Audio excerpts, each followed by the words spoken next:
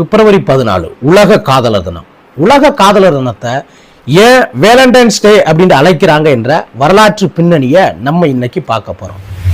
அனைவருக்கும் வணக்கம். நிலக்கோட்டையிலிருந்து உங்கள் வழக்கறிஞர் மணிகண்டன். ரோம் நகரை இரண்டாம் கிளாடியஸ் என்ற மன்னர் ஆட்சி செஞ்சுக்கிட்டு வர்றாரு.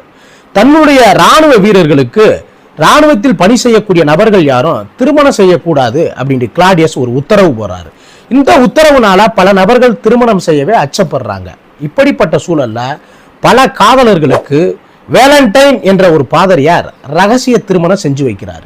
இதை பற்றி தெரிந்து கொண்ட மன்னர் கிளாடியஸ் வேலண்டைன் என்ற பாதிரியாருக்கு மரண தண்டனை விதிச்சு சிறையில் அடைச்சிடறாரு.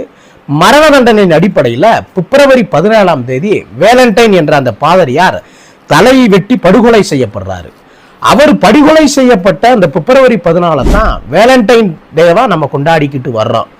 உலக காதலர்களுக்காக தன்னுடைய உயிரையே பலி கொடுத்த பாதிரியாருடைய நினைவு தினம் தான் உலக காதலர் தினமா கொண்டாடப்பட்டு வருது.